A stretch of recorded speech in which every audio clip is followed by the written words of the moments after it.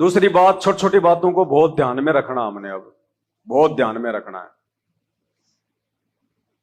ये जो प्रोसीजर जो चल रही है जो सात संगतियों के माध्यम से, ये हमेशा नहीं चलनी है। ये पता नहीं कितने दिन चलेंगी, कितने दिन नहीं चलेंगी। दुनिया का ही भरोसा नहीं, अब तो कब क्या हो जाए आने वाले समय में कोई भरोसा नहीं है। मतलब ऐसी स्थिति हो रही है दुनिया की, सुबह क्या हो जाए किसी को कोई भरोसा नहीं है। कब आपकी लाइटें बंद हो जाएं, कब आपके मोबाइल के कनेक्शन खत्म हो जाएं, कब आपके सिम बंद हो जाए, आपका सबसे कनेक्शन कट जाएगा, संपर्क नहीं कर पाओगे।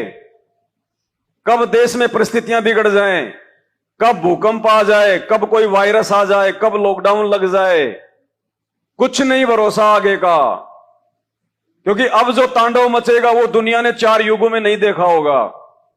ऐसे दुनिया को संत रामपाल जी में भगवान नजर नहीं आने वाला। परमात्मा घुटने के बल लेके आएगा दुनिया को, घुटने के बल।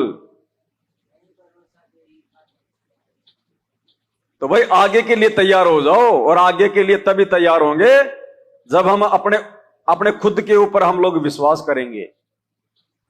जो भगत मर्यादा में नहीं होगा उसको विश्वास नहीं हो सकता, चाहे वो कितना ही भगत बने, चाहे कितना ही साथ संगति में आ जाए।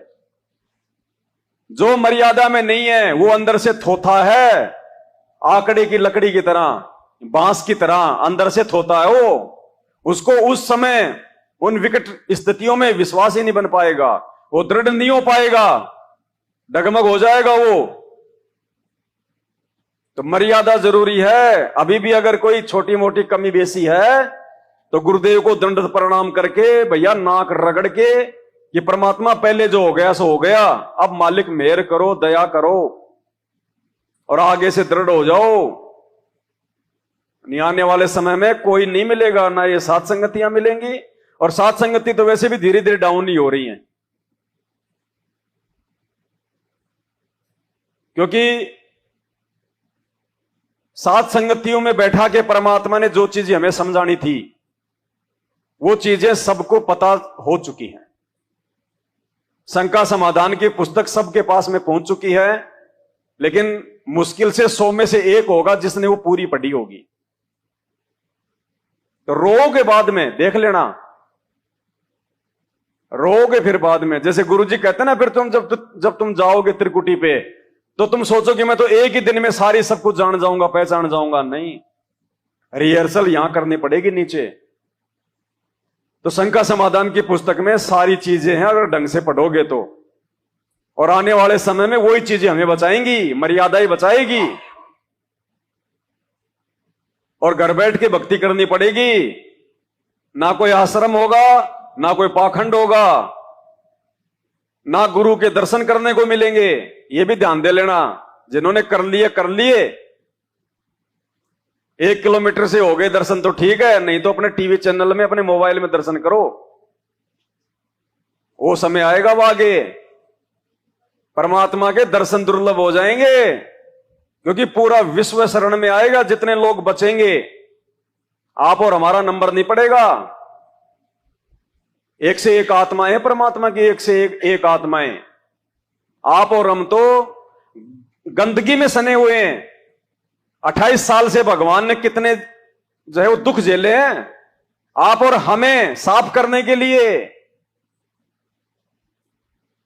परमात्मा ने एक सत्संग में कहा कि भक्तों के घर बहुत दूर हैं, तुमने भी देखे कहां है।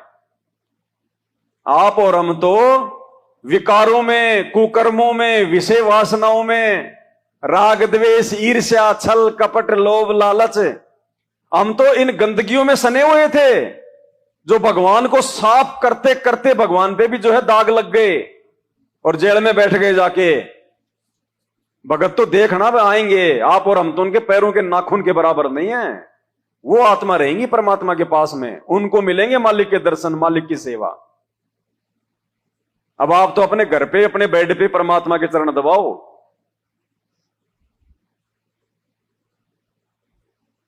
आश्रम में नंबर नहीं पड़ेगा, भीड़ इकट्ठा नहीं करेगा परमात्मा। पाखंड पूजा शुरू हो जाती फिर उनके जाने के बाद में। परमात्मा इसीलिए रिहर्सल करवा रहा है सात संगति के माध्यम से, कि अपने गुरु को अपने घट में समझो, अपने घर में समझो। घटी ही में गंगा, घटी ही में जमुना, घटी ही में है। ये रिहर्सल करवा रहा है। जो इस रिहर्सल में सफल हो गया और जिसने रिहर्सल करनी शुरू कर दी वो सफल होगा, नहीं तो नहीं होगा। तुम सोचो गुरुजी के आने के बाद हम आश्रम में भक्ति कर लेंगे, आश्रम में रहने लग जाएंगे। नहीं, जो अपने घर में रह के भक्ति नहीं कर सकता, आश्रम में क्या खाक भक्ति करेगा। आश्रम में भक्ति करने वाले देख लो, सैकड़ों लोग थे जो आश्रम में भक्ति कर रहे थे। जैसे ही बरवाला कांड हुआ, उनकी क्या दुर्गति हुई। जो घर छोड़ छोड़ के आ गए थे कि हम तो गुरुजी के पास रह के भक्ति करेंगे, गुरुजी भी निकल लिए चुपचाप। लो भाई, अब करो तुम इस आश्रम में बैठ के भक्ति, जगह तुम कहां करोगे। कोई कहीं भग रहा है, कोई किसी भगत के साथ भग रहा है, कोई कहीं जा रहा है। आश्रमों में भक्ति नहीं होती। जो व्यक्ति अपने घर को आश्रम नहीं बना सकता, वो आश्रम में जिंदगी में भक्ति नहीं कर सकता। अपने घर को आश्रम बनाओ, और घर आश्रम उस समय बनेगा जब तुम गुरु को भगवान मानोगे और प्रत्येक मर्यादा में रहोगे, तब उस घर को भगवान आश्रम बनाता है, नहीं तो शमशान घाट है वो। बंदी छोड़ सतगुरु रामपाल जी भगवान की जय हो। बंदी छोड़ सतगुरु रामपाल जी भगवान की जय हो। बंदी छोड़ सतगुरु रामपाल जी भगवान की जय हो। और दूसरी चीज, छोटी छोटी बातें नहीं है, बहुत अहम बातें हैं।